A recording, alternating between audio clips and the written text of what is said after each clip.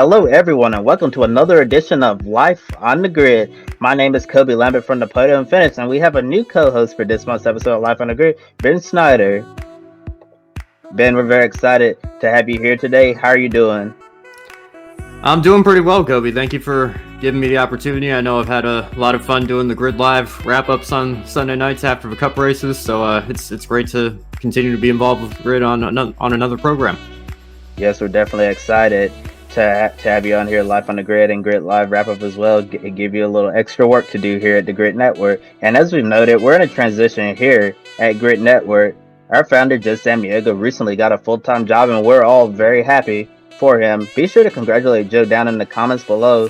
With that said, we're not stopping our journey here at Grid Network, but we're more so transitioning together with you.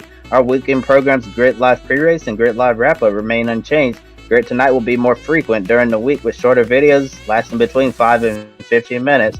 We'll continue being your weekly motorsports news program. The Women Racing to Win will still air, but it has moved from Thursday to Friday. No changes here at Life on the Grid. Mine is Joe being unavailable to host, so we're very fortunate to get Ben here from our Grid Live wrap-up, as I mentioned, to get involved with this wonderful program. Ben, for our Life on the Grid viewers out there hearing from you for the very first time, how did you get involved in the motorsports, and why are you excited about adding a new program to your lineup here at Grid Network? So I first got into motorsports around 2006. It was when Pixar released their movie Cars with Lightning McQueen and Tow Mater and all those characters. And I was really drawn to the racing aspect of it. And then I found out it was based on a real life sport, and I've been hooked ever since. Got into NASCAR full-time in 2007, watched the Indianapolis 500 that year, picked up IndyCar as well. If I have one regret, it's that I didn't get into Formula One sooner than I did, because I know there was a lot of great stuff going on in 2007, 2008 with the battles between Ferrari and McLaren, and Michael Schumacher's comeback in the early 2010s, and that epic season in 2012 when we had 7 winners in 7 races. So that's the one thing that frustrates me, is that I wasn't, as broad in terms of the racing that I followed until I got a little bit older.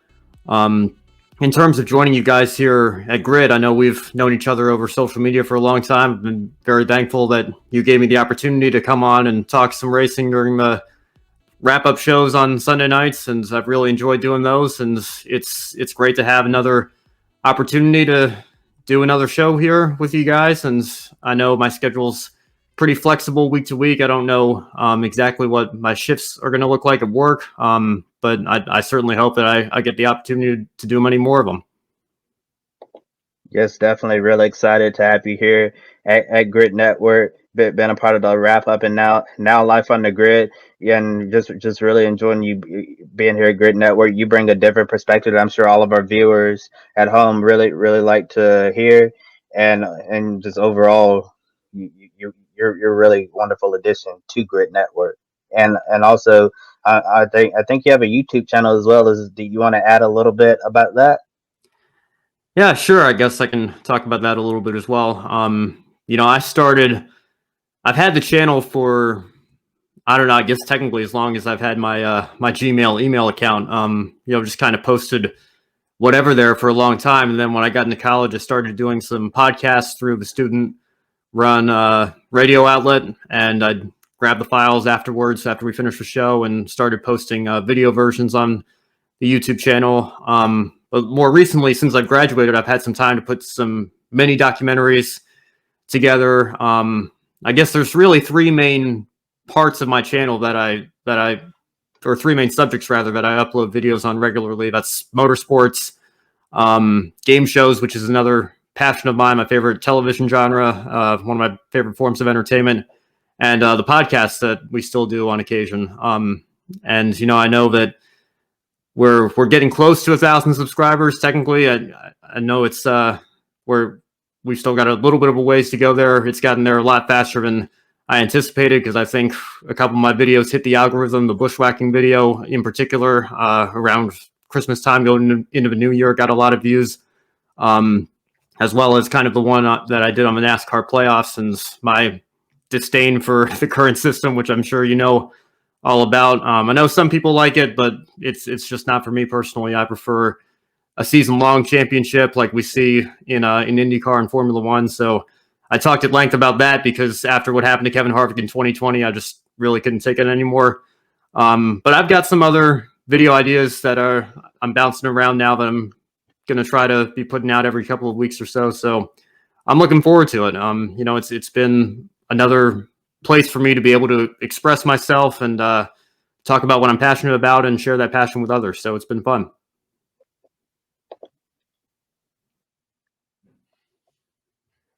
It's time to introduce our guest for the month of April. Episode number 10. He's a motorsports writer and photographer representing Motorsports Tribune and the Podium Finish, the second member of the Podium Finish to appear on this program, the first being Rob Tiongson, our editor-in-chief. Everyone, please give a warm welcome to Luis Torres. Luis, I'm glad that you're able to join us tonight. How are you doing? It's been going quite well. It's just, what is this? It's been going quite well, to be honest. I'm just hoping the month of May is the start of greater things to come. Enjoying the 70-degree weather in the state of Washington, which is very rare. So that's why I make my rare cameo appearance without showing just a photo of me like I typically do in these Zoom calls. Yeah, 7 degree weather. I really love 7 degree weather. Wish it could be 70 degrees all year round. And as I mentioned, very excited to chat with you and to pick your brain about various topics. For starters, I know you wanted to discuss your journey from the discovery of your passion for motorsports to the present day. At the end of the day, we all want to reflect on our journey as something that was worth chasing. Sometimes things don't always go as planned, but that's life for you. We don't always understand why this or that happens, but I'm a firm believer that everything happens for a reason. Of course, along the way, there'll be good moments, bad moments, turning points, and situations that we all wish could have gone much better than they did. So here's my first question for you. When did you initially discover your love for motorsports, and how did you get your first big break in the industry? Oh, for the motorsports thing, how I grew the passion for it kind of goes back to just enjoying the cars, because when I was a young tyke in San Jose, California, yeah, San Jose, the old train track that Champ Car used to run, they used to bump it because they have those train bumps, I like to call it. So yeah, I enjoyed buying toy cars, like motor machines, like old ones, recent ones. For a while, I had an infatuation for Mercedes cars as like the dream car. Now it's a Dodge Challenger. I still love my Mercedes, even though Mercedes are been the team of Formula One for the past near decade at this point, and they do have that true challenge. But I'm sure we'll discuss about it some other time. But as far as motorsports is concerned, I have to go back to Circuit City. There's this mall outside of the mall in San Jose. There's this old Circuit City where I bought, what was it? NASCAR Thunder 2002. I saw like a PlayStation 2 game cover that said NASCAR Thunder 2002. It had Jeff Gordon on the front cover. And the funny thing about if you buy NASCAR Thunder 2002, it shows Jeff Gordon on the cover, but when you open the CD, it shows Bobby Labonte in the Interstate Batteries Pontiac. But I looked at the cars like, Jeff Gordon, nice. It's like, okay. I was in 2002 and I put in the video game and I just enjoyed it, especially that 24 DuPont Chevrolet. It was the flame colors. It was the first year they had it, but literally I knew this was an older game. And as far as the older game, I enjoyed it. Then after that, I bought NASCAR Thunder 2003 and really enjoyed it. I prefer the damaged model 2002 because you get to see the old radiator, all the filters and all of that you don't get to see anymore because the damaged vehicle policy prevents it. And as far as when I finally started watching racing, I had to go back to 2003. The first full race I saw was the 2003 Daytona 500. I caught a glimpse at the very end of the Busch Series race the day before. The Dale Jr. won, and that Jimmy Vasser had a great run before he got taken out in that nasty wreck with, I think, Mike McLaughlin, if I recall. It was very end of the race, but I saw the 2003 Daytona 500, and all I remember right away is like that flip with Ryan Newman, tumbling, the whole rear end was completely broke, and I was hooked from it ever since. Then a year later, I got into Formula One, like Michael Schumacher, Kimi Räikkönen, and those guys. And then I think months after, the Indianapolis 500, 04, when Buddy Rice won it, I only saw the first bit before the long red flag, where Robbie Gordon had to leave for Charlotte and put Jacques Lazier in the car, not Buddy. There was another Lazier back in the day, Buddy named Jacques Lazier. took over. I didn't saw the second half of it until many, many years later. But yeah, and as far as when I got that big break is concerned, it wasn't until at the end of 2017 going on to early 2018, because I spent all of 2017 writing these NASCAR race reports by my own. Nobody else was doing it. Nobody else was helping me. The only assist that I got is just through my college media advisor, TJ Trangel, to let him know how he sings, how it is, just to get a good idea if I'm doing it right, if it sounds seamlessly.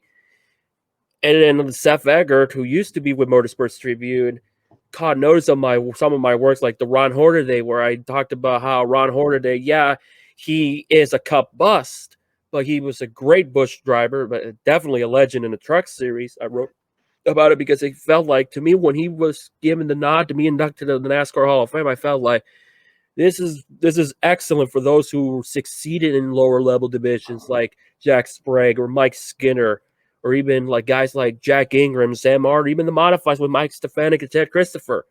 Maybe someday in the West, Bill McAnally could be well inducted as a team owner in the NASCAR Hall of Fame for all. Who knows? But it opened the floodgates of probably guys in the lower divisions that didn't have an opportunity to come or didn't excel due to the equipment or just lack of performance, that chance. And then from there, we chatted a bit.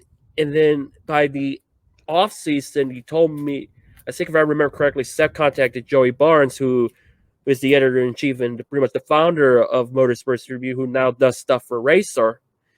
That I really still wish and do hope absolutely nothing but the absolute best that tenure goes well for him, because in the time age that we're in Racer, you have, like, in the IndyCar side is concerned, you have Marshall Pruitt and Robin Miller.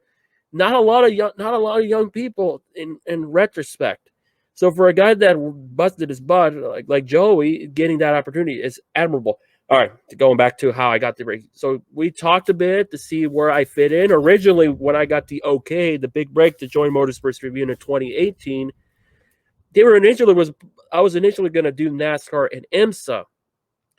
Me being not the strongest sports car guy per se, as far as I'm not the most knowledgeable, and I usually like to focus on stuff that I'm more knowledgeable rather than trying to do something that I don't know 100%. There's some stuff like technological advances, like the car, all the ins and outs that I'm far from knowledgeable. That's why you have guys like Botsy on Twitter that would explain all that stuff, and I learned from it.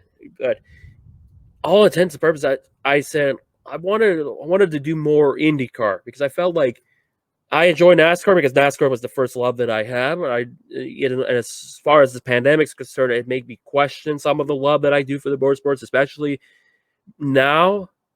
But riding for it has been enjoyable. I feel like I thrive a bit more on IndyCar, and that's where the dream of wanting to do the Indianapolis 500 Cub of the Month of May, whether it's in writing or photography, is huge for me, because I learned over time that there's something about IndyCar, there's something about the Indianapolis 500 that I feel like I can thrive big time. I put in my best effort on. No discredit on the NASCAR side, but I know plenty about it. It's the IndyCar side that I'm very intrigued from the paddock standpoint, the story standpoint, because there's so many things that are not told in the paddock all that much, especially with this pandemic where everything is limited, everything restricted. Sometimes Zoom calls are hard to come by or to set up to start off with. And that's some of the frustrating things about this industry that I had to grow up and adapt to realize that if it happens, great. If it doesn't, then oh well, try again or be better about it. So it's been been an honor to have done the last 3 Daytona 500s in a row, albeit 2020. I don't like talking about 2020, especially that 500, because it's still a very sore topic to discuss to other people. But hopefully in a year's time, I've at least done one Indy 500, I hope. But I traveled around across the country a bit, whether it's New Smyrna or even plain old Meridian next to Boise, Idaho, last minute to cover the West race that Haley Deegan won, or even go to Portland to Laguna, or even walk to the track. I've been able to walk from Daytona, wherever it may be, like an IHOP in there downtown Daytona, the hub of everything, where you have like Hooters or Bass Pro Shops and all those nifty stores. the one Daytona. I was literally Uber my way to that IHOP and walked straight to the tunnel at Daytona. I've made a lot of sacrifices with little sources that I have, or there's done so much for so little. And sometimes it's rubbed people the wrong way. I know with the people of Volusia, it really rubbed them the wrong way, which really frustrated me. It's like, you guys don't understand the sacrifices I made. I know some people don't care to know me. I know some people just view me as a small fry or a scrub in all intents and purposes. I know I'm not in the elite category or the inner circle per se, but the people that I met, the people that I'm close with, whether it's like I mentioned, Joey, Steph, or David Morgan, even guys like Jacob Seelman, and other people that I met over the years, even you guys and Rob, I value those moments. I value those opportunities. Even when I was in New Smyrna doing stuff for Short Track Scene from the Matt Weaver's website, I made sure to make most of it. Sometimes I had to be humble. Sometimes I had to learn a little bit to make the most out of any opportunity. But hey, it's allowed me to grow. And I just, hopefully sooner or later, hopefully by at the end of the year, I'll be able to travel to wherever, even especially in the other parts of the country. I want to do more. I know I should be focusing on the West Coast, but I want to explore more because I feel like the opportunities are more than just out in my region. I want to do more. And yes, sometimes the West gets a bad rep for having an enormously weak car count in ARCA West, or the Bill McAnally Academy only had like 2 entries or 5 in the opener.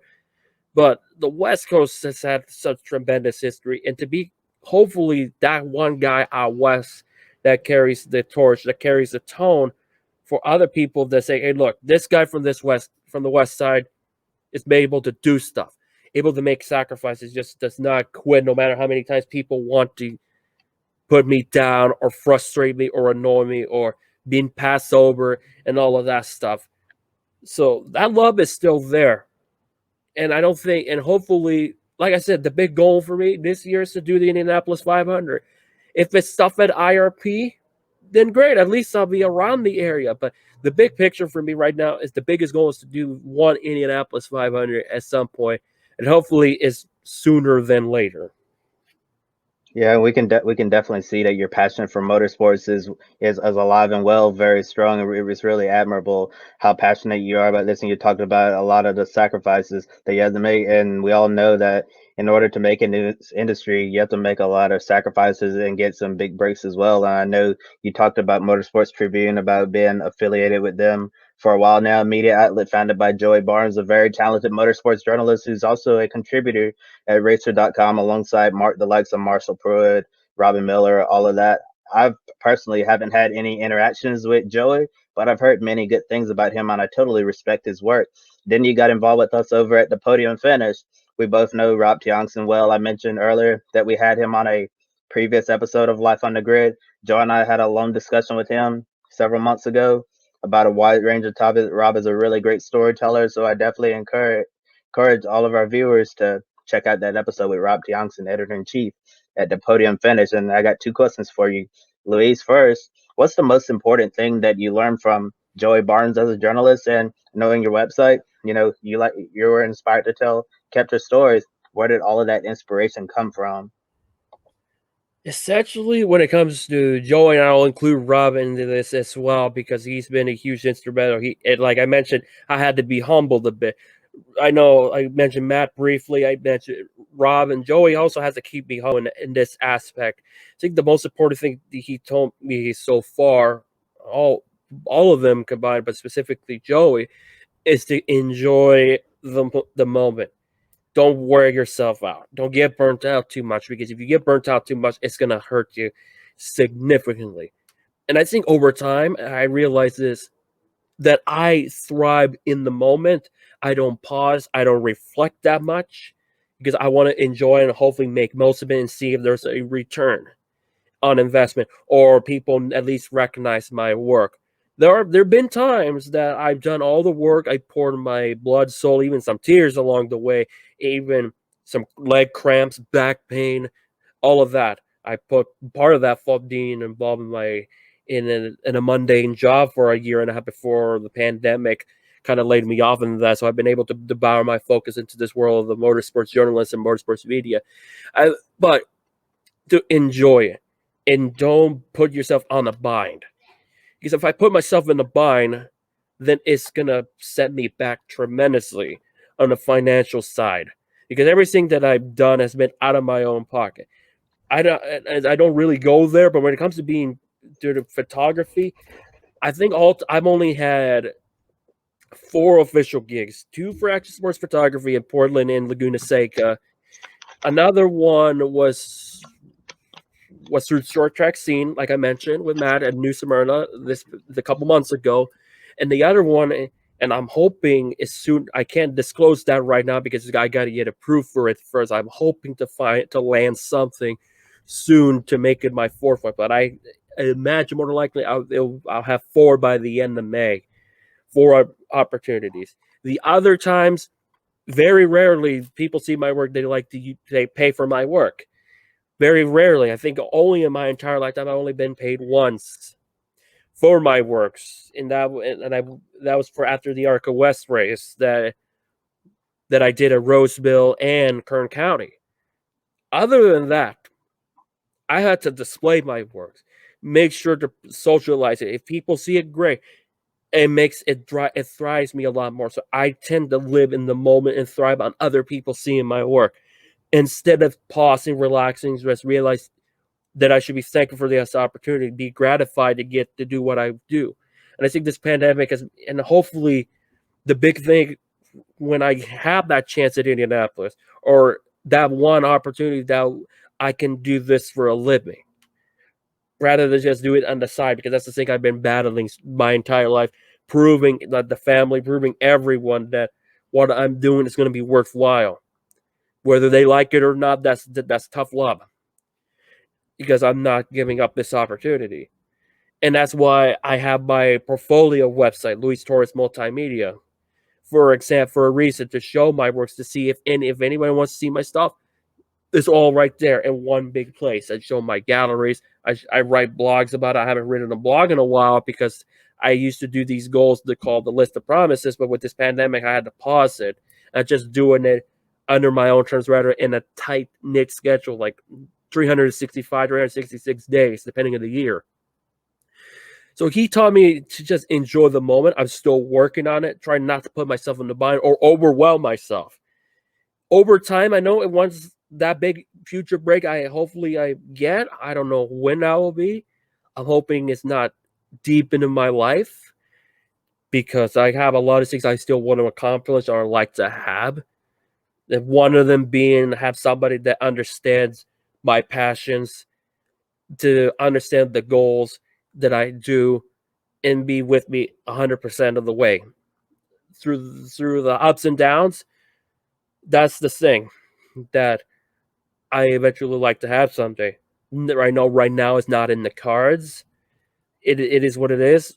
I had too many high expectations. I am my own worst critic. That's the thing. And I think that's the reason why what Joey's trying to send home to me, try not to let certain things kill the passion, kill what I love, or what I've been working for the past 4 to 5 years now. Ever since I graduated from Idaho in 2016, that I really don't bring up all that much because it is a sore subject, but a sore subject I'm willing to discuss. No brainer about that. But yeah, that's kind of what I've learned over time, just to enjoy the moment and the few opportunities I've had in this pandemic. I've tried to enjoy it as much as possible. Sure, certain things don't work out. Like sometimes the focus on the camera does not work. Like the Arca East race at New Smyrna was an absolute disaster from a photography point of view. It was some of my worst works in my eye. But some of them, like I mentioned about IndyCar, I feel like I can do much more because I feel like I can do my absolute best there. I feel like I can be more creative because it's more open and more variety. Whereas in NASCAR, you have pretty much at this moment in time, you have to be contracted with a team or an entity. It's tough for the independents. Joey knows that. I know that it's been tough for the independents. Under the journeymen. I like to refer to myself as a journeyman in that aspect.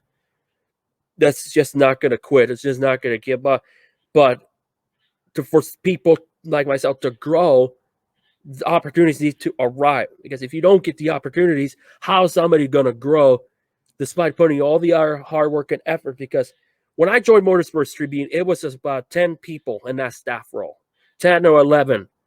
That includes like an Aaron Beard and a Christopher DeHardy, to name a few. We're down to just myself, David Morgan, and Joey. Mostly just a 2-rider staff, primarily myself and David. I've pretty much been doing this entirely. I've kind of been carrying the torch almost. And I think hopefully sooner or later, this hard work pays off. Because that's the thing I want to drive home, because sometimes there's not all sunshines and rainbows. It is not. That's just the harsh reality. But I'm still not going to let myself submit to the negatives and the downfalls. And I think that's just how life is, and that's how I view it. As no matter the pain, no matter the setbacks, like I'll openly admit, the reason why I walk or take Ubers is because I don't have a license. I've been told in the past, people with autism do not drive. They don't know how to drive. They may not be allowed to drive. This one middle school teacher had a friend that has autism, lives with it, I'd imagine. I don't know. Has a license. It took my family about 5 or 6, 7 years to realize that, look, people with autism can drive too. Just lend me the opportunity to give me practice. It's not been easy. I tanked the first one. It's been taking me months to get to the second one. It's so many setbacks, I got to do what I make most of it. And I'm willing to help. I'm willing to pay other people like gas money or stay and everything, whatever they need to boost the chances, because if they're willing to help me out, I want to help them out in some aspect. Just as long as you be upfront with it and don't tell me after the fact that I had to pay this, then we're cool. If it's after the fact, then you should have told me in advance, because that's the thing. I don't know how things will work. I don't know how things will work in 5 years' time. Who knows if I'll finally find that missing ring, finally find the one where my life aspect of my goals will change to where I focus to be a family man. That's the thing. I got to make everything count. But at the end of the day, enjoy it more and reflect on it with funness. Not say, oh, honeymoon's over. Oh, okay, now I'm mad about this thing or that. I just have to be humble in the moment and reflect on it without any regrets. And if some negative stuff happen, well, don't let it define you. Don't let it eat you up. Hey, Luis, thank you for joining us. I want to talk to you about just the current state of motorsports right now, and I'm thinking mainly probably the 3 biggest series in terms of following in America: NASCAR, IndyCar, and F1. And there's a lot of change happening in all 3 of them. And if we start with NASCAR, you've got a lot of things going on to try to increase their drive for diversity, as they call it. And you've also got the next-gen car coming in next year. But there's been a lot of hard work on the part of NASCAR to kind of change their image to the general public. And most notably, I guess you could say, banning the Confederate flag was the biggest step they took. And after we saw that, we've got 2 brand new teams this year in the Cup Series with Michael Jordan and Pitbull as co-owners with 2311 and Trackhouse, respectively. And that would have seemed like a complete fantasy at this time last year to have 2 major celebrities like that involved in ownership in NASCAR's top division, and their drivers as well, Bubba Wallace and Daniel Suarez, 2 minority drivers continuing to lead the way as the sport continues to change. So I want to ask you, what do you think of NASCAR's efforts to increase diversity in the sport right now? I think from a driver and team ownership side of things, they've done a solid job in many aspects. You look for a guy like Pitbull and Michael Jordan to arrive, they bring budget, they bring money. What I admire about the Trackhouse side of things is because, and you're seeing from the performances of Daniel Suarez, is the fact that having Pitbull is pretty much the budget, but he's also passionate about it. Because I did not really knew, albeit I'm Hispanic, I'll say that right now, albeit I'm that, I always just knew Pitbull was just the musician that grew up differently, like he had the rough beginnings and all of that, and he became this big pop icon, not just in America, around the world. I'm old enough to remember Pitbull as Mr. 305 before he became Mr. Worldwide.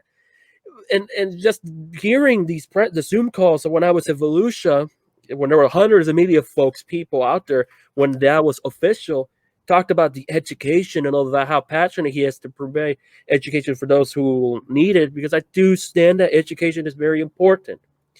And outside of motorsports, education is the most passionate thing I have that I know, that I feel like I can contribute in the future, hopefully someday. Ideally, I would like to do both racing and education in some aspects, but right now with debts and loans and everything, I can't really pursue a master's degree. I'd like to eventually try it, but I need to take care of the financial side of things first. But having him in there and be passionate about it, it just kind of sets them apart, because you have the brains of Justin Marks and Ty Norris. They hire the right people. Pitbull brings the enormous budget.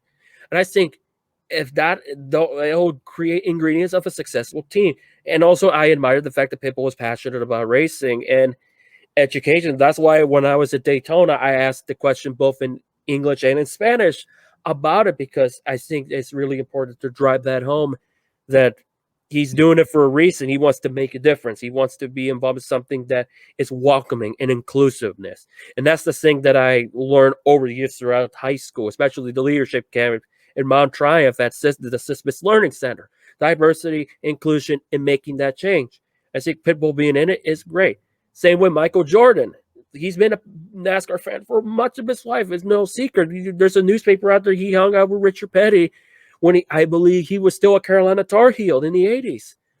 He's been a big NASCAR. Before he started 2311 Racing with Denny Hamlin, he used to own a motorcycle team. I'm not sure what series it was. I think it was AMA or World Superbikes. That's as far as I know, to my knowledge, but I remember way back when that was a big deal.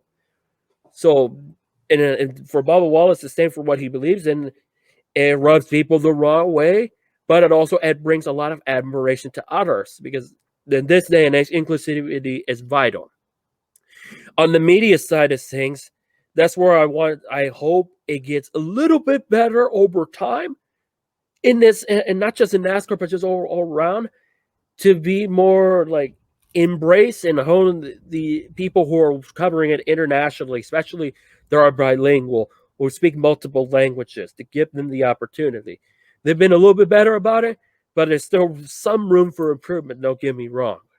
So it's great to see that change, because I can remember back at Daytona in 2020, walking from turn 3 in the photography area, turn 3, to head back to the media center, just trying to keep myself humble, saying nothing, is just soldier on, steer clear, because there were plenty of those flags out there. There's plenty of another notable flag out there that I will not bring up. But I'd imagine hopefully someday when I'm back in the photography grind on the NASCAR side, I see the change in person. So once I see it out there on the screen, but I like to see me in person doing what I love and just enjoying that side note. Yeah, and I brought up the next gen car as well. Looks like we're finally going to get to see a preview of that with all the manufacturer-specific bodywork coming up here in a few weeks. So you got the next gen car in NASCAR, and then you got IndyCar planning to introduce hybrid technology in a couple of years and bring push to pass back on ovals, which I know they had in 2011.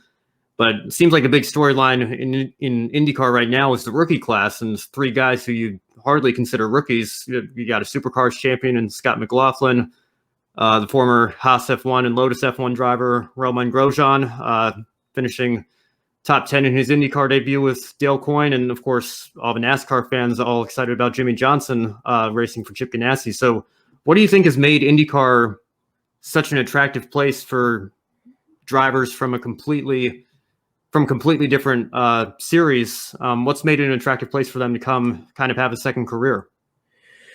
I'd imagine it's just the appeal comes through the authenticity. Like, I know Graham Rahal is one of the bigger advocates as far as IndyCar racing is, because they're being pure, thrilling, energetic, exciting, and level balance. You could drive for there are days where you could be in the bottom of the bottom teams. I don't really, and here's the thing about IndyCar, I don't really consider any of them back. There's no such things really as true back markers in the sport. Sure, there's maybe 1 or 2 on a given Sunday. They will probably be at the back, depending on attrition. But the teams and drivers will at least have their flashes of brilliance for 1 or 2 races, depending if their strategy is on point or certain causes fall their way. It's just an organic racing atmosphere where things happen and it's letting it unfold. There's no manufacturing, there's no stage, there's none of that. And it's like how a story should be, like a storytelling done right. Let it develop and let it unfold in its natural way. Don't force it on them.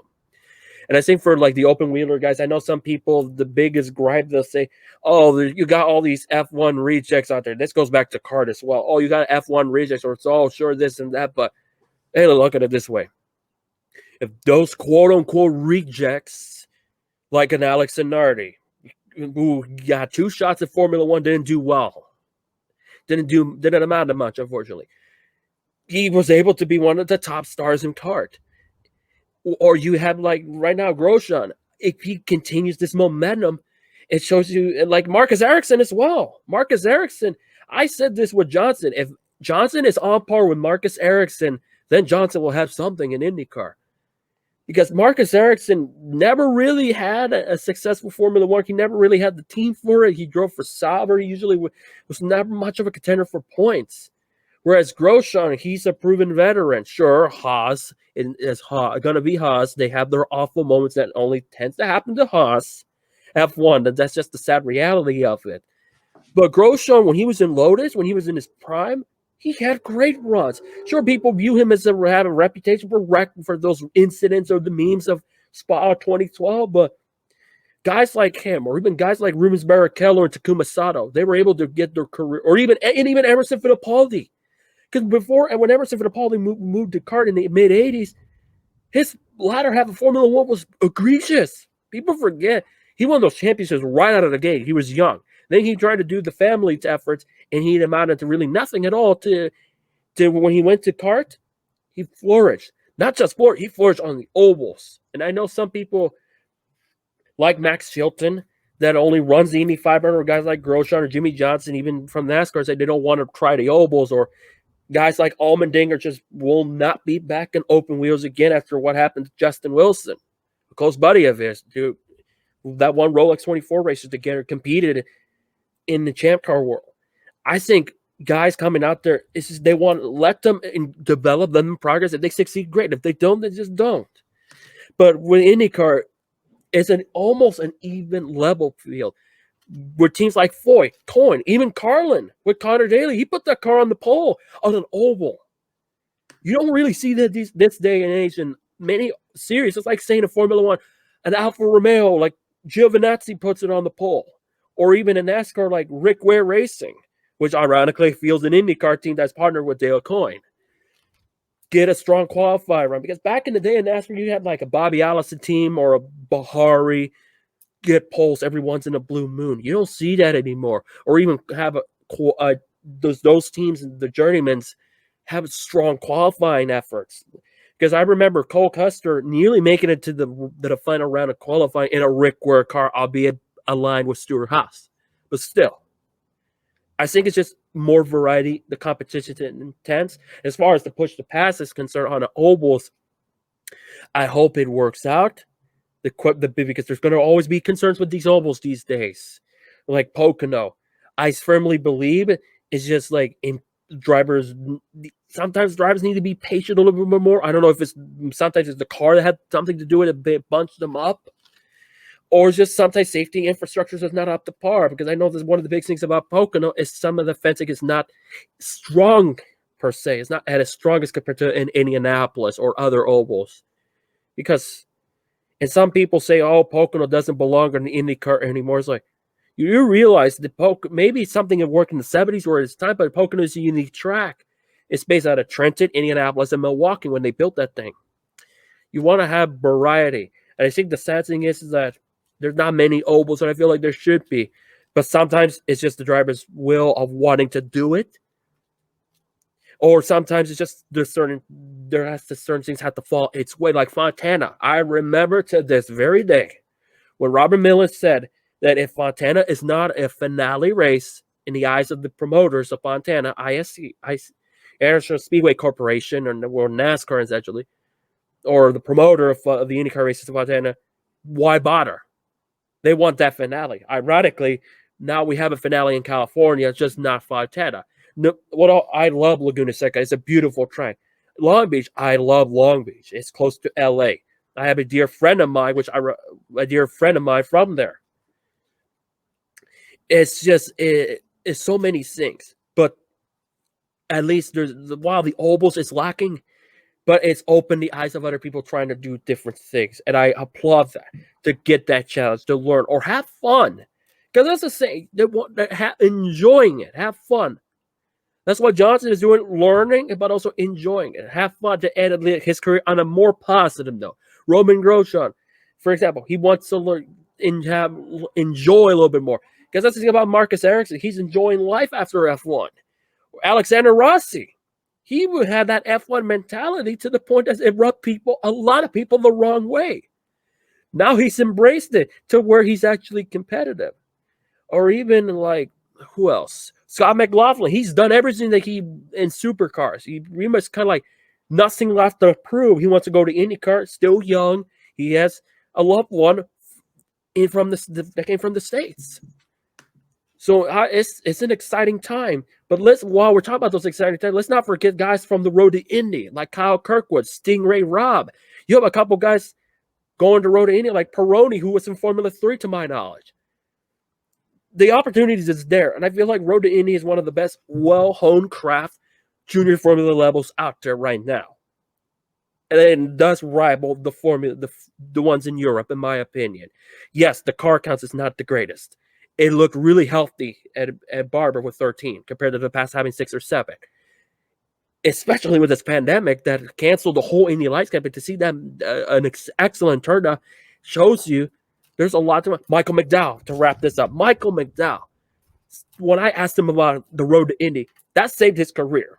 There would have not been a Daytona 500 victory for McDowell had it not been for the road to Indy program. I know, different disciplines, but there's a lot of embracing to look at. You got to embrace the opportunities that a lot of people see, gotten, or learn from in American open wheel racing, and that's the appeal.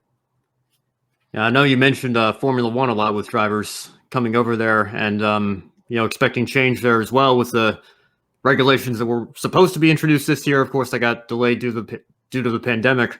But we've also got a great championship battle in the meantime right now between Sir Lewis Hamilton and Max Verstappen. So, what do you think is the most intriguing storyline going on in Formula One right now? No question, for the shadow of it, that is Red Bull stepping their A game. Yes. I am a huge Sergio Perez homer, because naturally he's Hispanic. My family are from Mexico. I was born in California, like I mentioned, and all of that. Just to see him to get the opportunity. But yeah, Imola was not a good week at all for Perez. Yeah, he qualified on the front row, but it was awful, all things considered. And that's going to hurt Red Bull in the long run, because if it's real tight and the Mercedes find a way to win this Constructors' Championship, I almost said manufacturers, I had to be careful with that, Constructors' Championship, they need, both Red Bull drivers have to deliver max points if possible. Or near the picture. Bottas was nowhere near the picture. He was not. And yeah, he had that incident that kind of hurt George Russell's long, elusive top 10 in a Williams. Yeah, he got that top 10 in the same race that Paris won in the Secure Grand Prix with Mercedes. Could have won, should have won it in my book. But for Williams, it will be even more gratifying to get that point, because it's been a long time they've done it on merit. Because the last time they got a point with Robert Kubica, that was after a penalty. They haven't done it on merit, naturally, without any penalties hampering them or benefiting them in a long while. It goes back to, I think, Monza, when Lance Stroll got the point and Sergei Sorokin was able to get one after Grosjean.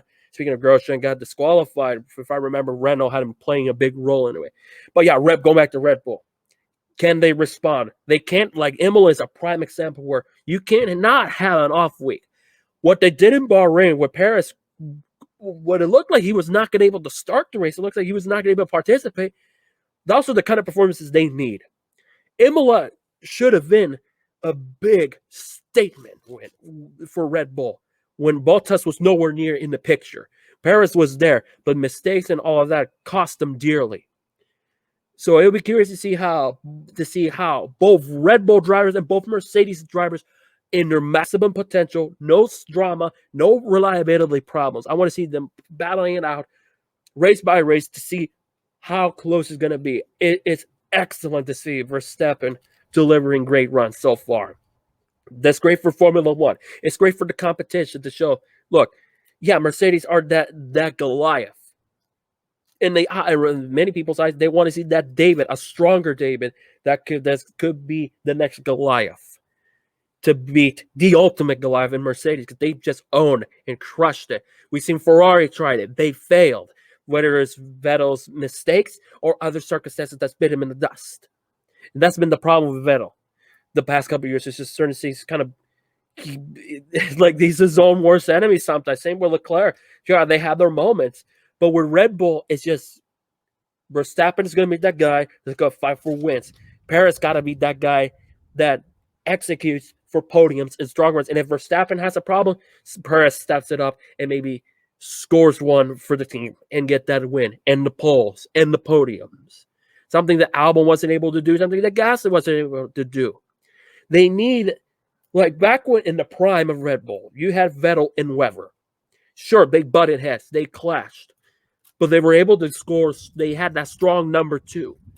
How were Ferrari able to beat McLaren? They had that strong number two over time with Barrichello. Sure, with Barrichello. And Eddie Irvine as well, before Irvine decided to go to Jaguar. And you saw how that ended. But there's that strong number two is vital in Formula One, especially when there's that one team that's trying to compete with the likes of that elite, the one that winning the races, winning the championship. To me, that is the most intriguing, not just from being a Paris guy, but also from a journalistic, analytic, and from a fan perspective. How will Red Bull respond? Imola was not the greatest example because that shows them those are the countries that's going to cost them. Sure, it was only Verstappen and Hamilton that got points for their respective teams. But overall, in the landscape of things, when all four drivers from those two teams deliver, who's going to not fall in a weak line?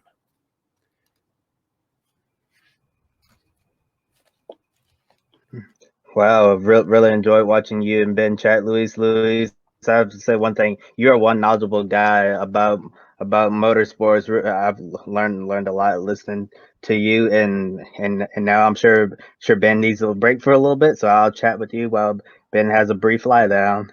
So, Luis, I know that you graduated from the University of Idaho, got your bachelor's degree in broadcasting and digital media, and in the middle of May, I'll be getting my own degree from the University of North Carolina at Charlotte, the bachelor's degree in communication studies, mass media concentration, and a double minor in journalism, American studies. I feel very fortunate and blessed that we're actually getting an in-person graduation ceremony. I know it's hard for many high school and college students last year to miss out on such an important moment in their lives. All of the years of hard work to walk across the stage and have the pandemic take it all away.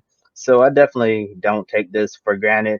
It's optional, so if the students don't want to attend the ceremony in person or don't feel comfortable because of the pandemic, they still have the option to watch the live stream from home. And when it comes to college, people like to talk about the college experience. Some say that it's an absolute necessity to get used to being an independent adult, while others think the whole college experience is massively overrated. And despite what happens in the classroom, I've been told by quite a number of people to put in the work outside of school. Yes, it's good to try your hardest and perform well in the classroom, but getting that real world experience is key to putting yourself in a good position post graduation.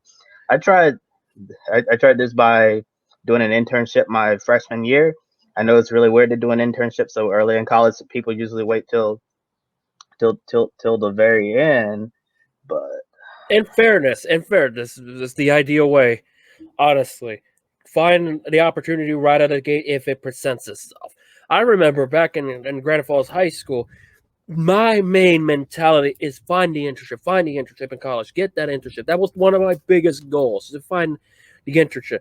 Albeit I only had one, no matter how, one, which was nothing to do with racing, was just radio related, just mostly town community related stuff, like mostly the political end, and I'm like the most antithesis of that when it comes to that. I steer clear from it. I don't like talking about it. So that's why I focus on what I focus more. But yeah, it is very important. Just wanted to chime in on that real quick. So yes, Luis, those are definitely some fair points. And I spent my time working with the local newspaper here in town, my hometown, as a freelance journalist and social media specialist. Basically, I got the job shadow and work alongside two professional journalists, standing on the sidelines every Friday night covering high school football. My duty was to live tweet updates from the games involving all of the county teams and growing our following on Twitter. Breesville, Rockingham County, McMichael, and Moorhead. So definitely a shout out there to all of our county teams. We're, we're very lucky that we only had four county teams to cover because another journalist in a different state told me that he has to keep up with twice the number of county teams as I did. If we had like 8 to 10 teams, I would have a lot of trouble trying to tweet live updates and communicate with other journalists at those games. And right before the pandemic hit, I started working with the UNC Charlotte social media team to learn more about social media management and content creating strategies. Unfortunately, this was short lived because we were sent home early in the semester, and that basically ended this opportunity prematurely. Last year, I almost bounced back by landing an internship in the NASCAR Cup Series. Had my fingers crossed. I got so close, but as Chip Ganassi says, close, but no cigar, because the pandemic ended up canceling the whole internship. I'll be honest with you, I was devastated, but nevertheless, just tried my best to position myself for a better life post graduation. And looking back at my college experience, I do have some regrets, like a lot of people do. I feel like I spent way too much time focusing on race coverage, staying in my dorm to watch the races on TV so I can live tweet and trying to connect with industry people in Charlotte. While that's good for someone trying to build a career in motorsports, you really do miss out on a lot of other potential opportunities, non-racing related. I missed out on the opportunities to make lifelong friends. I did make some college friends, but not as many as I probably should have. I should have attended more fun events, more sporting events, and there's some experiences that I'll never have an opportunity to do again. So definitely some regrets there, but the bed's made by now, so I have to live with it. And so here's my question for you: during your time at the University of Idaho, did you have any regrets? Where can I begin with that? Because first and foremost, to get in response to you saying, "Hey, look, you've had you have the advantage of being in Charlotte, North Carolina, where you have, like, you talk about the possibility of doing some cop stuff. That is super admirable, super lucky, and and fortunate that you're in that area. Being from the West Coast, there's really not that much opportunities. Because I remember the days of even high school football, carrying the shoulder camera, shooting stuff, adding it in, and within a few hours, those were fun. Those were the fun days when I was able to do some football videography, and definitely volleyball videography. I not only had to do that. That was mostly because I wanted to try something. Shoot volleyball because I was the beat writer for the Argonaut for a couple of seasons to do volleyball. As I was saying, I was writing for the volleyball team, the Idaho volleyball team, for 2 years, and I enjoyed the time because it was something I wanted to learn more about the sport, the ins and outs of the technicality. I felt like I got there. The problem was that once I was getting there, the understanding it, that was my senior year. And I graduated a semester early, which, if we're talking about regrets, I don't know, looking back, if it was worth all the hassle, worth all the anger, the frustrations, the clashes with certain people that do not understand my vision, that just simply did not get where I come from, or try to sabotage my career in many more ways than one. I had very little to no friends in the paper field, aside from my very few. One of them being my media advisor, as I mentioned already, TJ Churchill. He's the one that kind of kept me composed. And I told him up front when he was not happy with the rest of the editor staff. He pretty much bluntly said it to kind of like get over it and just shut up to the crew. Like, he had enough of the frustrations of the inner turmoil of the editors. And I felt like he's right. I may be partial in that problem, but at the very least, I said, you know what? If nobody, I'm going to be upfront with him about it to let him know, look, you're right. I totally understand. I'm willing to get it together. If I was the only one that did it, then it kind of speaks volumes, because I said, you know what? I may be partial. I may not be in that main blame game, but I wanted to just tell him, let him know, I'm on your side. You're right. I understand it. We just need to get it together. I felt like I don't think we ever got it together because I wasn't necessarily well liked there. I came from, I don't know if this has to do with the culture down in Idaho, or it's just because They just did not like what I represent, what I came from, or just being the newbie.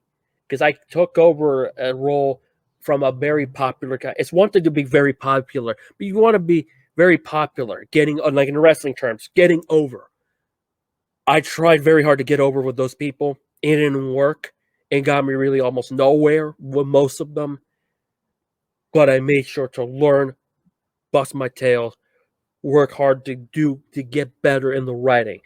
Looking back at high school, if you were to tell me I was going to be writing for a number of years back in Granite Falls in senior year of high school, I probably would have laughed at you. I was mostly in the video broadcasting, not much photography at the time because I was burnt out in photography because everybody wanted me to do this photo or do this or do that. It's like I got annoying. So I wanted to do broadcasting. I did high school basketball games on my own. Kind of like with Joey Styles sometimes in ECW. He did it his way. Look, do I still want to do broadcasting? Absolutely. It's just the career path changed dramatically after I graduated from Idaho. And that's one of the biggest regrets. It probably had I not, I still stand by, I ponder myself. Had I not graduated a semester early, I probably would have done a couple more projects, could have done a couple more work.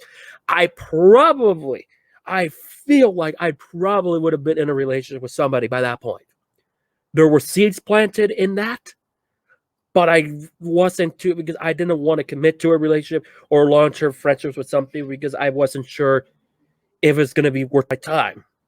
I devoured too much time on my academics because academics was my junkie, like an addiction to do well, to deliver. The social life could have been much better. My experience could have been a hell of a lot better, to where it's like, maybe I should have not burned bridges with certain people. Maybe they should have not burned bridges with me. Maybe they would have seen the real me, the Luis Torres that Granite Falls got to see, the people at Mount Tribe got to see, and the people that know me get to see. And even this adapts to this day. Some people just don't know me. If they know me well enough, or they get the chance to know me, and I will open the doors and open arms, they'll know who I am. They'll know my background, and that's one of the biggest takeaways. I hope people realize, those who do see it, know that I'm there because I want to do it. I want to learn. I want to be passionate. I want to grow.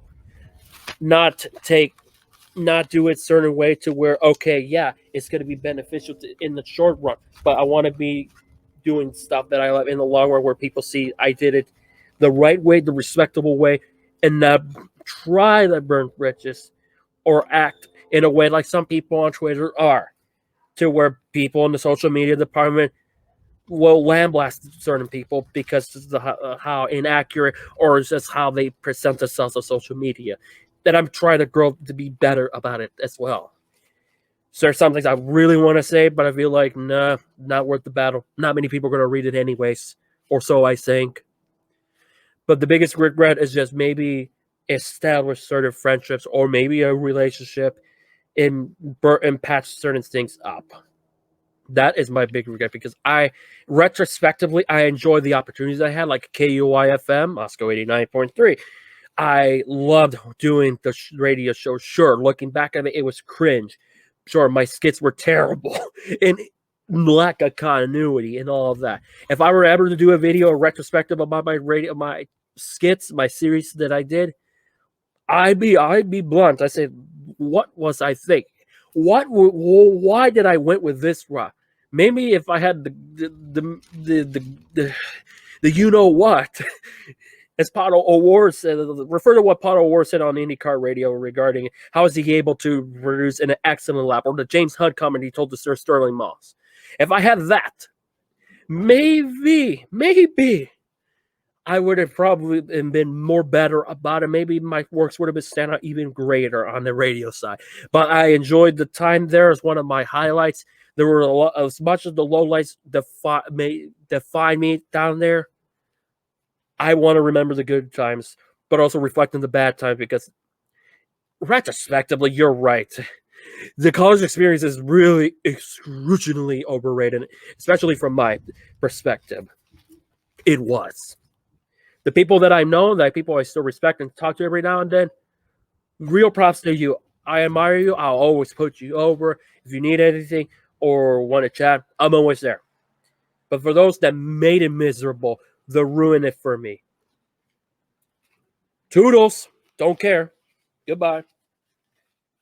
Yes, and one of the things that's really important in this industry is relationship building and how you make people feel. You can have all the talent in the world, but if you treat people incorrectly, we know in this business people have a long memory, and they'll remember exactly how you treated them. And word can travel fast, so if you mistreat someone, they'll tell someone else, and then the word will get around. And then when you're wondering why you're not able to get these opportunities, is because you treated me wrong. So I think it's definitely best to focus on the people that matter the most in your life and in your career, and forget about the ones who have treated you incorrectly. And next, Ben is back, and I'm sure he's excited to talk to you about one of your most favorite things in the world, Seattle sports. Oh boy. Let me say this right now because I want this to be out there. Top team in the AL West, Seattle Mariners. Let's see how long that will last because come September, we're probably out of the playoffs again. Well, at least I'm glad you mentioned that because I love following your Mariners burner account on Twitter. That's it's always great to see what you've got to say about the current situation with Seattle's baseball team. But I know you're a huge Seattle sports fan, generally speaking. And I've grown up here in Delaware my whole life, just south of Philadelphia. So I've been through a lot of highs with the Eagles winning the Super Bowl just a few years ago, the Phillies winning the World Series when I was a kid, and it seems like we're kind of in a down era right now with the Eagles just firing Doug Peterson, but I don't know, maybe the Sixers are bringing some life to the sports city right now. So I want to ask you, I've got a feeling I know what the low point was for you as a Seattle fan, because I went to college in Massachusetts, so I'd have a lot of friends that are Patriots fans, but also what are some of the highs that you've been through as a Seattle sports fan? Let me start off real clear. At least you won and made it to the Super Bowl more recently than we have. And more important, to the conference championship, because I forgot the Arizona Cardinals made it to the NFC championship game when they lost to the Carolina Panthers. I forgot it. It is sad that the Rams made it to the Super Bowl recently, the Niners made it to the Super Bowl recently, and the Cardinals made it to the championship game, the conference championship game recently. And while our last cusp of glory was winning the NFC championship against the Green Bay Packers. Beautiful game in my book. Not sure about those Packer fans. And here's the funny thing. Joey is a Niners fan, so I had to go through sometimes the flack and the rib of being a Seahawks fan. I generally despise the Rams more than the Niners at this point, just because, especially just how they destroyed us when they couldn't beat the Jets. Was it the Jets or the Browns? Either way, if you couldn't beat the worst team, why you tell all of a sudden show up? That's the biggest pet peeve in sports for me. When a team can't beat the worst, but somehow they beat one of the better ones, it's just like, why? And that's just football. But the highest point since I've been in Washington in 2003, easily the Seahawks winning the Super Bowl. I had an opportunity to go see the Sounders win their last MLS Cup back in 2019, but I was at Phoenix doing photos and all of that stuff, so I couldn't go. Which I'd imagine it would have been a fun time either way, but I felt like I had a job to do. I had to finish what I started at Phoenix. I couldn't just leave on Sunday. Easily the lowest point is Super Bowl 49. I don't like talking about Super Bowl 49. I hate seeing the play of Super Bowl 49. To me, Super Bowl 49, that play falls exactly with the 2014 AAA Texas 500. I hate talking about it. I get worked up to me. It's just the thought about it, just in general, because that moment, that play was the night the Legion of Boom was done for. And if the 30 for 30 ever happens about the Legion of Boom, I better be alone. No, I would rather not be alone. I'd rather have someone next to me to keep me composed. Yeah, alone is not a good picture. Because I don't like talking. I despise that play with a passion. And that's the reason why I turn against the Patriots. I didn't mind the Patriots, but after that play and then with the Deflategate and all of that, it's like, why? There's no reason for me not to root against them at that point on.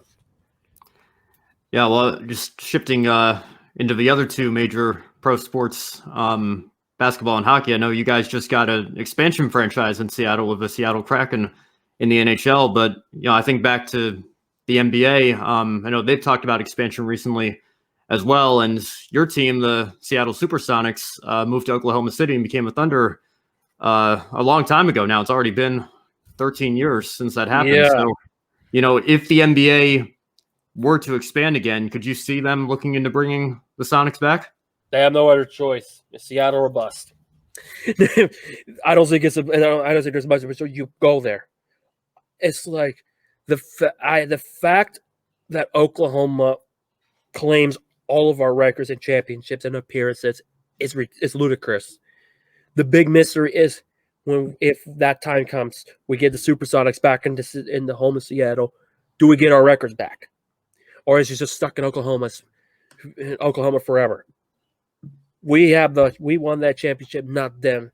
Yes, I get it. That's how things work. But if you root for the Thunder in Seattle, I gotta question you wholeheartely. I know one person does, but he all right. He's been good with me.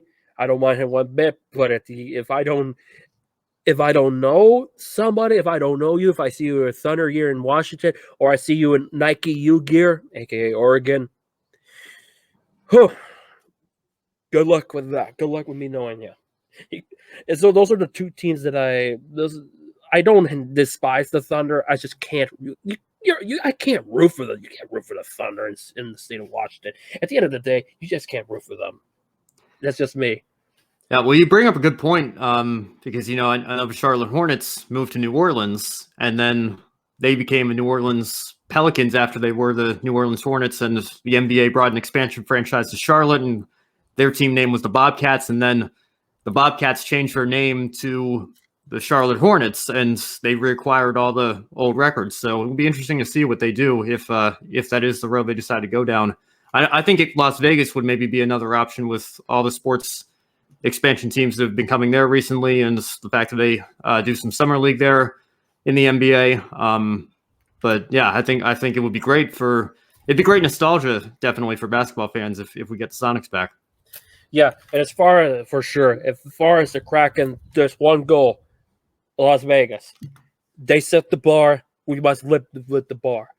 And I will be painfully crushed and laughing if somehow the Kraken makes it to the Stanley Cup before the San Jose Sharks do. Mind you, winning it. Because I tend to root for the losers, like the Mariners and the Sharks. I thought, speaking of burner accounts you brought up, I contemplated whether or not I wanted to start one on similar to the Mariners in the playoffs with the Sharks holding the Stanley Cup because they only made it one time. But we're always usually the team, if somebody from the West wins the Stanley Cup, we're usually the team that loses to the eventual champions. So for a while, when St. Louis won, it's like, I refuse to listen to Gloria. I still sing the one song that they used from Vice City, Laura Branigan, Self-Control, is better than Gloria. Sorry, not sorry. Sorry for those that root for St. Louis, like Kirby Arnold or Jenna Fisher. I am sorry. Gloria is not the best song from Laura Branigan's catalog that I know very little of other than Self-Control, like I mentioned with Vice City. The fact that a dog, children, hockey players, no matter outside of San Jose, those Mario Andretti, the IndyCar two-seater had great love for the Stanley Cup, and we can't even get close to the Stanley Cup at all. So it pains me as a Sharks fan, but I will laugh if somehow, some way, the Kraken live up to the hype, do what Las Vegas couldn't do, and that's win it all. Because if that happens, I'll be rejoiced, but also laugh at the fact that, wow, my home team beat my team as far as the Stanley Cup number catalog is concerned. I will not be surprised at all because I tend to root for teams that are rebuilding. Seahawks are probably in the rebuild. The whole Russell Wilson thing, I'm glad it's calmed down because if it was in the point where we lose them, you probably not hear from me for months on Twitter it would have hurt me in frustration and angst. Probably. Yeah. Well, I know. We just had that whole situation with Carson Wentz that we're going through. So I know the quarterback controversy has been another hot topic in Seattle sports. In the world of journalism, many journalists have a deep passion for storytelling or bringing attention to stories that might go untold otherwise. This particular field certainly has its high points and low points as well. Although journalism and content creation can be a lot of fun, it should be taken very seriously and you should always put your best foot forward. As you know, this can be a cutthroat business with a lot of pressure to perform and let your talent shine. Knowing you for a while, Luis, it really seems like that you put a ton of pressure on yourself to succeed. I know there have been points when you felt like you had to accomplish A and B, or this might significantly put you back in a way.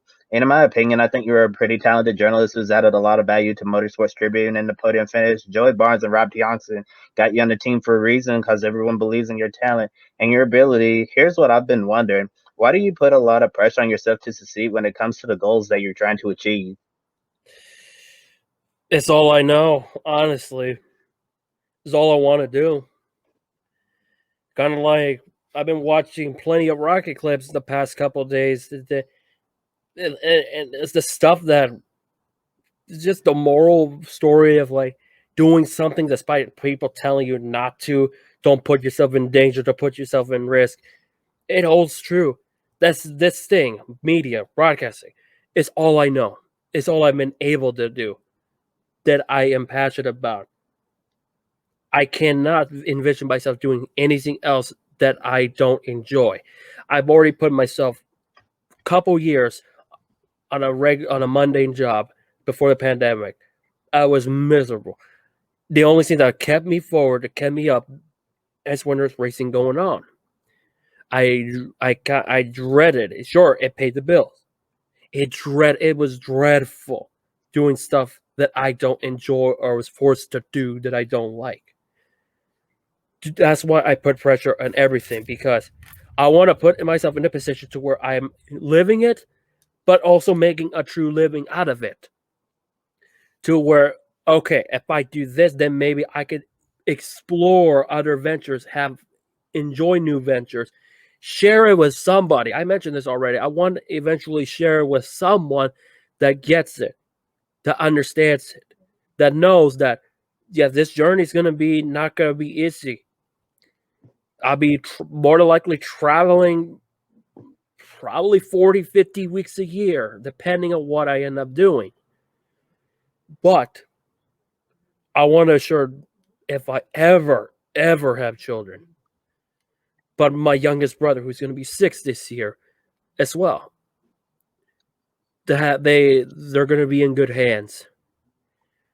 Everything I do is through dedication and passion. Some have not seen it yet, and I hope eventually over time they do see it. That's why I go out of my way to do the writing and photography, kind of like what Marshall does.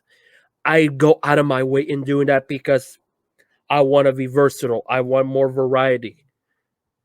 I'll get different viewpoints, but I want to make sure the things pan out greatly and dearly to where they see me as a double or triple threat, like a valuable person. And I've been that way for all of my life. That I'm my worst critic. I put myself in a lot of pressure because I want to treat everything as like a game day.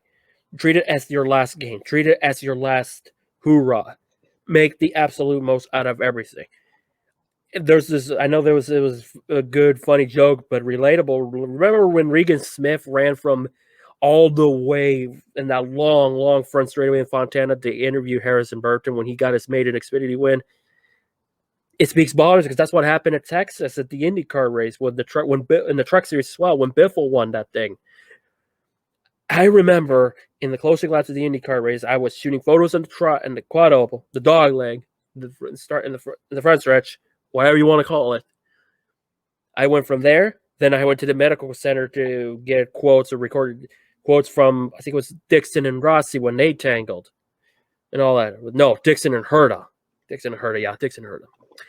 Then after that, I went back to the first stretch to finish. Then I had put some stuff away, then grab certain things that I need, shoot the burnout of Joseph Newgarden winning. Then after that, I'd go to Victory Lane and shoot the post race stuff. Then after that, I had to put my camera stuff and barely made it in time to the post race conferences at the Podium. I remember all of that. I did that all in like 20 or so minutes, but it felt like an eternity. I wore my legs out. I keep myself exhausted, but you know what? At the end of the day, if it's a workout, then it's a fun workout for me. It's maybe crazy and naive to others, or they just like, what is he doing? Why are you doing it? It's like, I do this not just because I'm passionate for it. It's because I want to provide a great challenge for myself.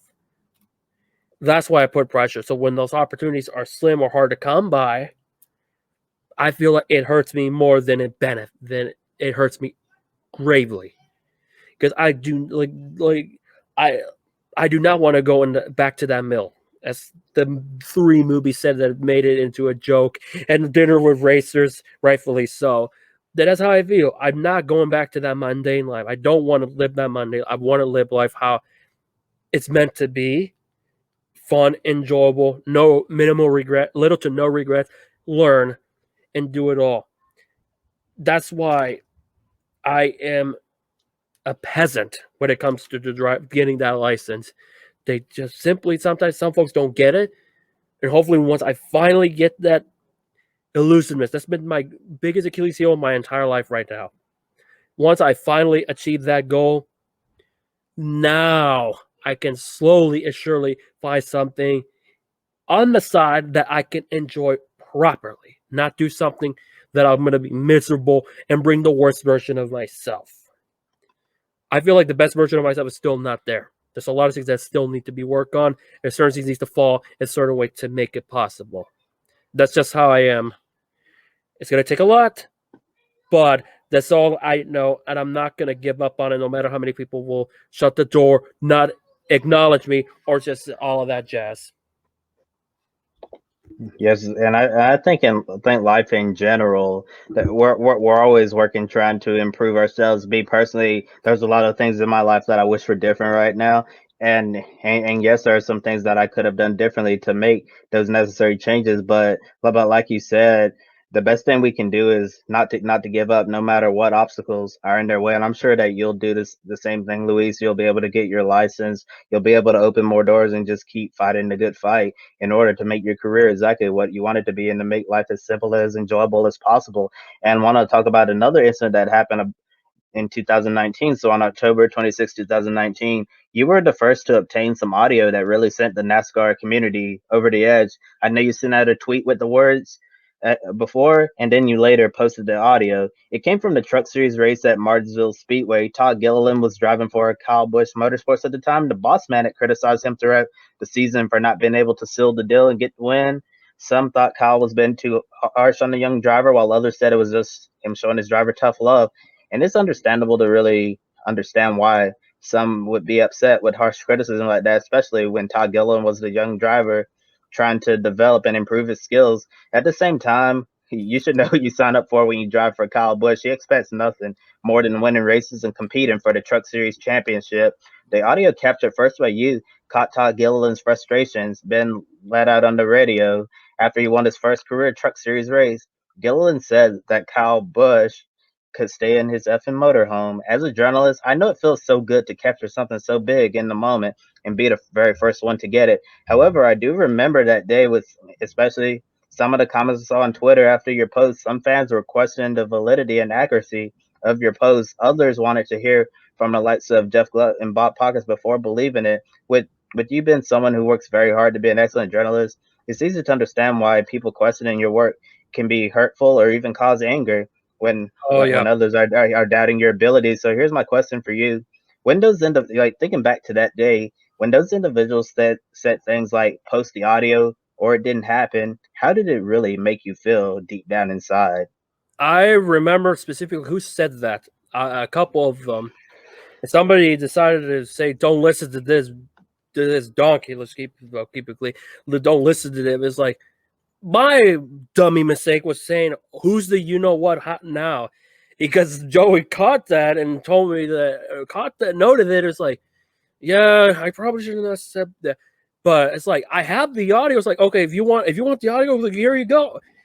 It's like, you want it, there you go. Because because for a while I listen to normally the scanners, sometimes some that will keep me entertained without feeling too bored, like Johnny Sauter or Natalie Decker when she used to drive the truck series regularly, because it's like there's usually something entertaining to say. It's like, okay, this is entertaining and all of that. But with Todd, it's a long time. I just wanted to hear how he was going to react to his first win, because I felt like he's going to do it. He's finally going to get that win. He's going to do it.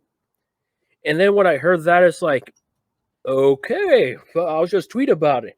I have it recorded because it's like, why not? Just record it just to hear it, to get his reaction. Because sometimes now I would transcribe the radio reaction of a driver winning a race, like with Allmendinger or Kyle Larson, because I felt like it'll add something compelling to my tweet compared to others. Except the thing funny is, ever since then, it's not rivaled that, other than maybe the Johnny Sauter when he brought up unicorns and all that when he was so angry at Richmond last year. But at the time, it's like, okay, well, ammo, get the ammo ready, because I'm like, there, you believe me now and all of that. And then I forget who asked the question in the presser at Marsville. I was thinking he must have heard it but didn't record it, or he caught wind of it. Then we got like Weaver, Schneider, Jenna Fryer, and those people. When those people found out about it, I was thinking to myself, what have I done? What have I done? I get it. I was surprised that thing blew up to like NBC used to tweet, Toby Christie used to tweet, and all of that. And then people were saying, like, it's gotten to the point to where I still remember this day. I was looking at the trends on Twitter. It cracked top 50, top 100, whatever, trending, I think, in the whole country at one certain time period. It's like, well, this is probably the breakthrough that people recognize me. But the question was, how will people react to me being at Texas? Because I was already approved to go cover the Texas race the following week.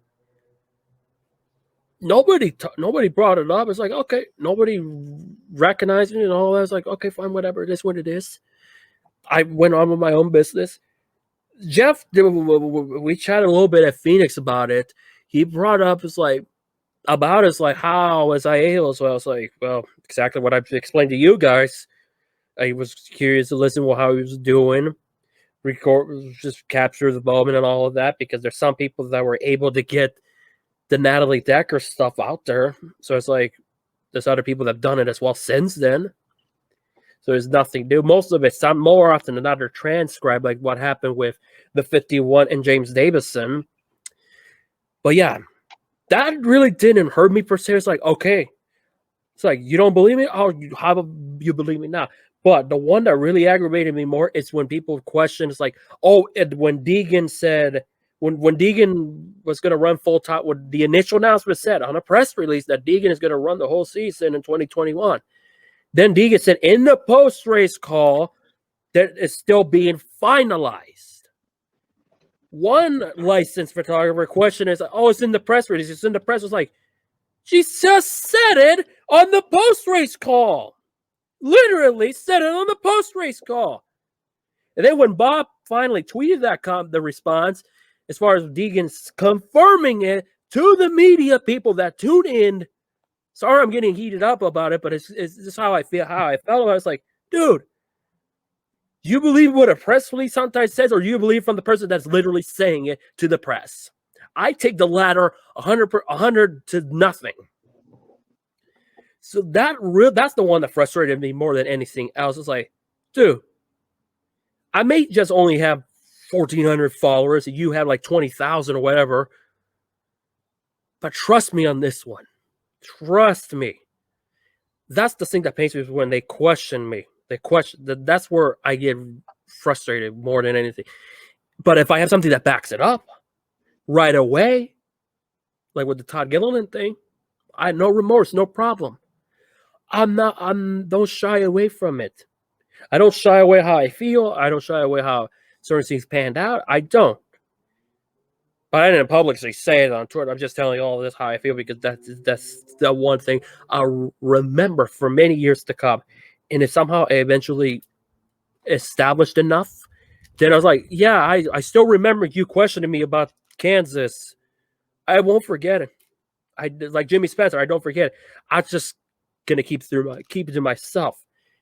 And if somehow, some way, I'm I'm respected or get along with certain people that initially questioned me, then I got no problem. I don't need to bring it up. I don't. I don't name people that have caused certain turmoil. That's the thing. So I won't name that. I won't name that person there about it. But that frustrated me more than the Todd Gilliland thing. If it does hurt, it is frustratingly annoying to know that with being questioned. That's the thing. And that's something I must get better about it. But I don't go on a long tangent like some people do, to where some people put on their Twitter that they make certain people cry.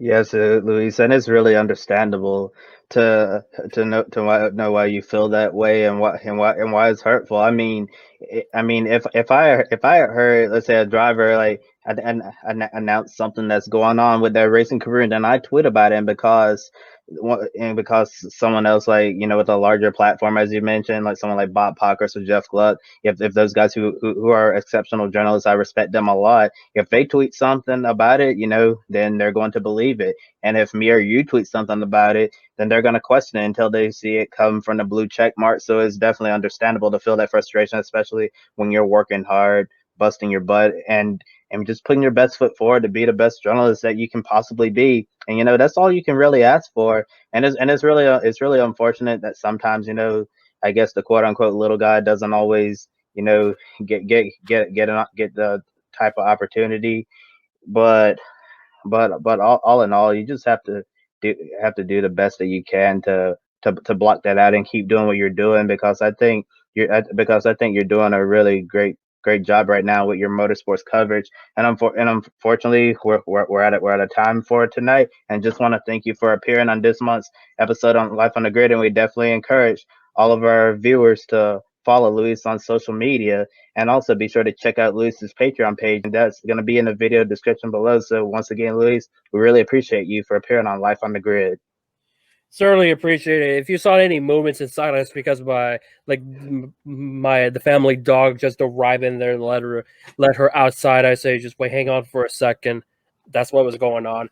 But yeah, I certainly appreciate it. I know I got a little bit over passionate about that subject, but hey, it has to be brought up, honestly. And at the end of the day, I'm looking forward to do more things.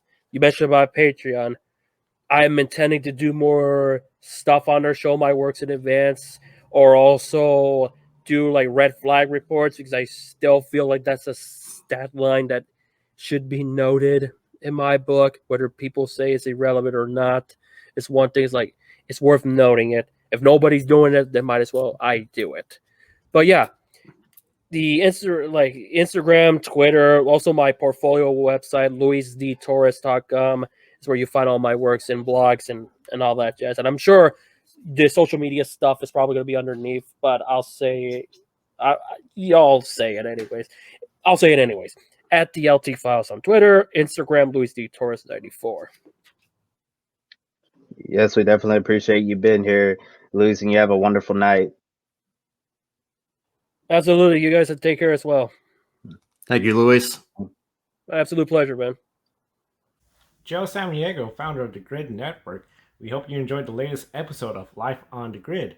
Normally, we'll have our musical guests here perform it. However, this is the 10th episode, and we feel this is a great opportunity to make a special announcement. We're approaching 1 year of Life on the Grid being on the air. We're going to have a special 12th episode 1 year celebration of not only Life on the Grid, but of the Grid Network. Of course, we started in May during the pandemic. We had a couple episodes of Grid Tonight that were not live, pre-recorded. Of course, we switched to being live on the air. Kobe Lambeth from the Podium finish, myself, as well as expanding with Grid Life Pre-Race and the Women Racing to Win.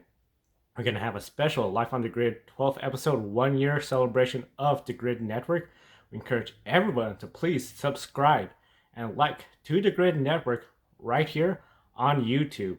Yes, we are available on Facebook, Twitch, and other platforms, but it's right here on YouTube where you get to see all our programming. Of course, we also do TikTok as well. We encourage everyone to follow there. We provide news updates and some more motorsports content, including race day eats and other fun episodes on TikTok. So definitely encourage everyone to join us here on YouTube, TikTok, and of course Twitter, especially the Grid World Motorsport League. Matt there with the largest database ranking all the drivers from around the world, including the W Series, which is going to be starting up very much in the next couple of months. Very exciting time to be a motorsports fan, and be sure to be part of the Grid Network throughout 2021 as we share the love of racing with you. My name is Joe San Diego. Thank you for watching. Have a wonderful evening. We'll see you next time on Life on the Grid.